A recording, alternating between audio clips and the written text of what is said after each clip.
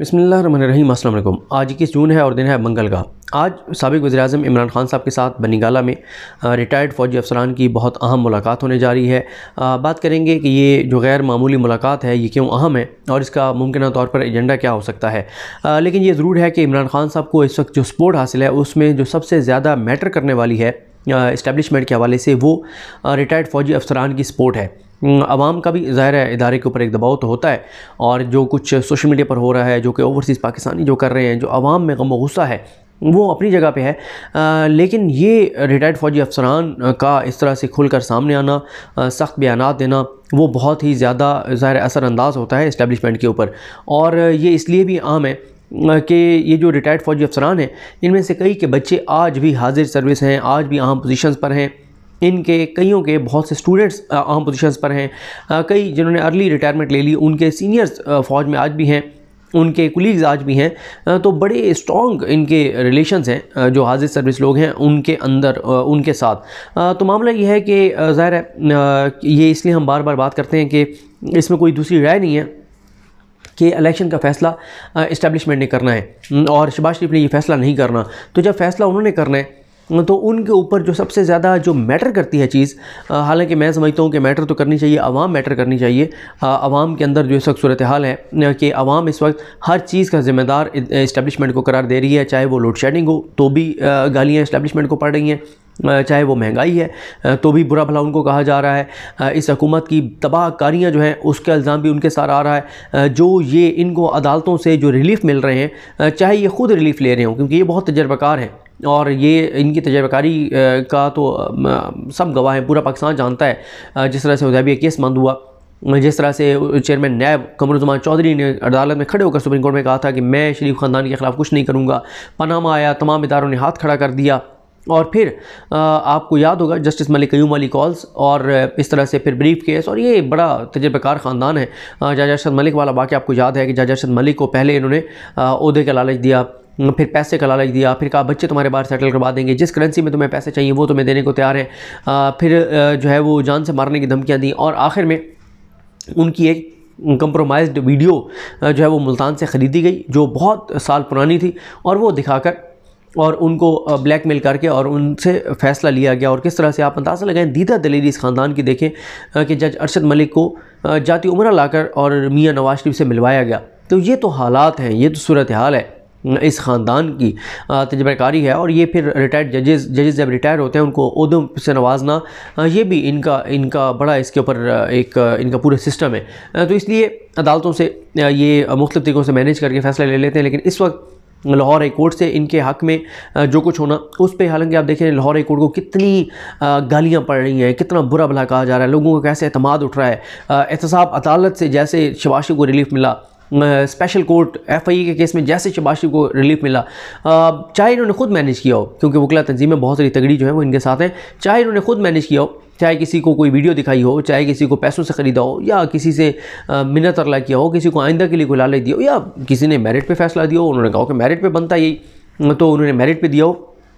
लेकिन इन तमाम चीज़ों को जो लोगों के अंदर तासुर जा रहा है वो ये है कि ये सब चीज़ें इस्टेब्लिशमेंट करवा रही है, इदारा करवा रहा है क्योंकि उनकी ज़िद है या उनकी ज़रूरत है कि उन्होंने शहबाज शरीफ को हर सूरत में वज़ीर-ए-आज़म रखना है और हमज़ा शहबाज को हर सूरत में वज़ीर आला रखना है। ये परसेप्शन है। मैं कल एक वीडियो में बड़ी तफसील से इस चीज़ पे बात कर चुका हूँ, परसेप्शन और रियलिटी के ऊपर, हक़ाइक़ के ऊपर और तासुर के ऊपर। तो ये वो चीज़ है ज़ाहिर है जो कि एक तासुर जो है वो ज़्यादा ख़तरनाक है जो इस वक्त आवाम के अंदर बन गया है। आप कोई भी आपकी किसी भी जमात से सपोर्ट है, आप किसी जमात को सपोर्ट नहीं करते, आप पाकिस्तानी हैं, ज़रा निकल जाइए अपने बाज़ार के अंदर और पूछिए लोगों से, पूछिए रेडी वालों से, पूछिए मजदूरी करने वालों से कि ये हुकूमत किसने चेंज करवाई। तो वो जो अल्फाज अदा करेंगे उनसे आपको शिद्दत का अंदाज़ा हो जाएगा। तो ये चीज़ें ज़ाहिर है नून लीग को तो बहुत फ़ायदा हो रहा है इक़्तिदार में रहकर, जिस तरह से वो नैब में तरमीम कर रहे हैं, जैसे वो एहतसाब का अमल उन्होंने बंद कर दिया, नवाज शरीफ को पासपोर्ट जारी कर दिया है, मरीम को सिक्योरिटी दे दी है, करप्शन, लूट मार, बंदे लगवाना, हर चीज़ जारी है। लेकिन नुकसान सिर्फ़ एक पाकिस्तान की फ़ौज का, इस्टेब्लिशमेंट का हो रहा है और दूसरा पाकिस्तान का हो रहा है, पाकिस्तान के अवाम का हो रहा है। बाकी इस जमात को तो फ़ायदा ही फ़ायदा है। इन्होंने तो आके EVM ख़त्म की, इन्होंने नैब ख़त्म किया, इन्होंने हर चीज़ जो इनको आगे का था कि इससे हमें कोई नुकसान हो सकता है सियासी तौर पे, वो चीज़ें ये बंद कर रहे हैं, केसेस अपने ख़राब कर रहे हैं, रिकॉर्ड में रद्द-बदल की कोशिशें की गई, ये सारी चीज़ें जो है वो सामने हैं। तो इसलिए जो है अवाम मैटर करनी तो चाहिए, लेकिन बहरहाल ये रिटायर्ड फौजी अफसरान मैटर करते हैं।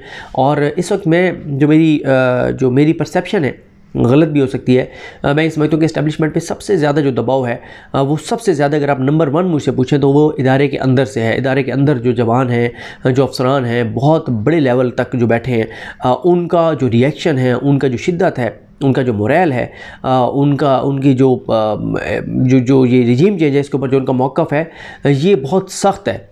और ज़ाहिर है ये पहली बार शायद पाकिस्तान की तारीख़ में ऐसे हो रहा है कि इतना सख्त जो है वो रिएक्शन है। हम देखते हैं कि कई लोग जो हैं वो कुछ अर्सा पहले तक, वो कुछ हफ्तों पहले तक वो व्हाट्सएप के ऊपर स्टेटस लगाना इमरान खान के हक़ में और चीज़ें करना और पोस्टें शेयर करना, ये सारी चीज़ें वो कर रहे थे इदारे में हाजिर सर्विस होने के बाद और अहम पोजीशन में बैठे हुए के होने के बावजूद। फिर दूसरे नंबर पे मैं समझता हूँ कि वो ज़ाहिर है ये एक है दबाव, रिटायर्ड फौजी अफसरान का दबाव है। ज़ाहिर है ये जो इस वक्त मौजूदा जितनी भी लोग हैं उनके सीनियर्स हैं इनमें बहुत सारे, और अहम पोजीशंस पे बैठे हुए, जैसे मैंने कहा कि लोग इनके शागिर्द हैं, तो इनकी गुफ्तगू, इनकी बात वो मैटर करती है। अच्छा, एक चीज़ और ये तासुर है कि शायद इसमें कोई ब्रेक थ्रू हो सकता है कोई इस्टेब्लिशमेंट और इमरान खान के साथ ताल्लुकात के हवाले से, तो मेरा ये ख्याल है कि ये मुमकिन नहीं है, क्योंकि इमरान खान की जो इस्टेब्लिशमेंट के बारे में इस वक्त राय है उससे 10 गुना शदीद जो राय है वो बहुत से फ़ौजी अफसरान की है, रिटायर्ड फ़ौजी अफसरान की है, उनकी फ़ैमिलीज़ की है, उनकी जो गुफ्तगू है, उनके जो अल्फाज हैं, यानी बहुत सारी चीज़ें ऐसी हैं जो अगर हम रिकॉर्ड कर भी लें तो हम नहीं लगा सकते। ज़ाहिर है ये ऐसे ही है कि जैसे मैं अगर एक सहाफ़ी हूँ तो सहाफ़ी बहुत से लोगों के लिए खौफ की अलामत होंगे, कुछ सहाफ़ी ज़ाहिर ब्लैकमेल भी करते हैं, कुछ बहुत सी वजूहत होती हैं, लेकिन जब मैं किसी सहाफ़ी के ख़िलाफ़ बात करूँगा तो मुझे कोई ख़तरा नहीं होगा, मुझे कोई खौफ नहीं है सहाफ़ियों को। मैं सारा दिन उनके अंदर उठता बैठता हूँ, मैं सारा दिन उनको देखता हूँ, मुझे पता है वो कितने पानी में है और मुझे कोई मसला नहीं है, मैं उनके ख़िलाफ़ बात करता हूँ। शायद आम बंदा उस तरह से बात करते हुए कतराता हो। बिल्कुल इसी तरह से इस्टेब्लिशमेंट के हवाले से बहुत से लोग उस तरह से बात ना कर सकते हो जिस तरह से वो जुर्रत के साथ बात करते हैं, और उनकी बात का एक इम्पैक्ट भी है। मैंने आपको कहा कि वो बराह रास्त जुड़ा हुआ है इदारे के अंदर, जो लोग बैठे हुए हैं, उनके जो शागिर्द हैं, उनके जो बच्चे हैं, उनके जो रिश्तेदार हैं, ये सारी चीज़ें उन तक पहुंचती हैं। और ज़ाहिर है वो जो इस वक्त आम पोजीशंस पे लोग हैं वो भी तो हमारी फैमिलीज़ में से ही है ना, हमारे घरों में से किसी का कोई भाई है, किसी का बेटा है, किसी का भांजा है, किसी का भतीजा है, इस तरह से ही होता है। तो ये एक बहुत अहम चीज़ है। फिर हमने पिछले कुछ अर्से में देखा रिटायर्ड फौजी अफसरान के हवाले से क्या चीज़ें होती रही। प्रेस क्लब में उनको प्रेस कॉन्फ्रेंस ना करनी दी गई, वो भी चाहे नून लीग ने करवाया, चाहे मरियम औरंगज़ेब साहब ने करवाया, लेकिन इल्ज़ाम किस पे लगाया गया, इस्टेब्लिशमेंट पर लगाया गया कि उन्होंने नहीं होने दी। हालांकि शायद उनको पता ही ना हो कि किसने रोका, कैसे रोका। ये भी हो सकता है कि बाकी उन्होंने रुकवाया हो, लेकिन किसी को क्लैरिटी नहीं है कि किसने किया, लेकिन इल्ज़ाम उनके ऊपर आया। मैंने आपको कहा ना कि ये हुकूमत, इसकी बैड गवर्नेंस, इसकी तबाही, इसकी बर्बादी, इसकी करप्शन, इसकी लूट मार, इनका NRO, ये जो मर्ज़ी करेंगे इल्ज़ाम इदारे के ऊपर जाएगा। ये 25 मई को जो उन्होंने जुल्म किया, जबर, तशद्दुद, रियासती दहशतगर्दी, उसका इल्ज़ाम भी इदारे के ऊपर गया। तो हर चीज़ का इल्ज़ाम जो है वो उधर जा रहा है। इसलिए जितना जल्दी हो सके इस हुकूमत को घर भेजकर इलेक्शन करवा दिया जाए। जैसे इलेक्शन अनाउंस होगा आपको पूरे पाकिस्तान की हवा और फ़िज़ा मुख्तलिफ नज़र आएगी, हर बंदा इलेक्शन कैंपेन में लग जाएगा। तो दूसरा फिर यह है कि यही रिटायर्ड फौजी अफसरान कहते हैं कि आर्मी चीफ से उनकी मुलाकात हुई थी, आर्मी चीफ ने वादा किया था कि 90 दिन में इलेक्शन करा दिए जाएंगे। फिर कुछ इनके दरमियान भी थोड़े से कुछ लोग हैं जो बहुत शदीद जो है वो हद तक जाना चाहते हैं, वो एक आलामिया करना चाहते हैं जो कि बहुत खौफनाक किस्म का है। उस पर कुछ लोगों की राय है कि हमें अभी नहीं करना चाहिए।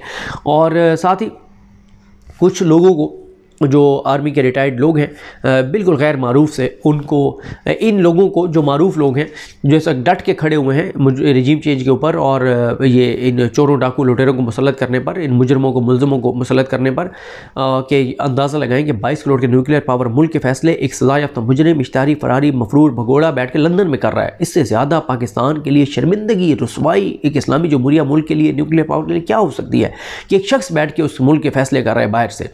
तो वो जो है इसलिए इन लोगों को काउंटर करने के लिए बहरहाल कुछ गैर मारूफ चेहरे सामने आए, लेकिन वो बहरहाल इन जो रिटायर्ड नामी गिरामी लोग हैं इनको काउंटर नहीं कर सके। फिर मीडिया पे इन पे पाबंदी लगवा दी गई। बहुत से आपको दिफाई तजियाकार नज़र आते थे जिनकी बहुत ज़्यादा फॉलोइंग है, बहुत ज़्यादा फॉलोइंग है। मतलब अमजद शुएब साहब हैं, एजाज़ अमान साहब हैं, मुझे ख़ुद एजाज़ अमान साहब, अमजद शुएब साहब के साथ तो मुलाकात भी रहती है और बड़ा उनके साथ एक एहतराम का ताल्लुक़ है। एजाज़ अमान साहब से मेरी मुलाकात नहीं है, लेकिन मैंने कहा अमजद शुएब साहब को भी कि उनसे मिलने का मेरा था, ख्वाहिश थी कि उनसे मिला जाए।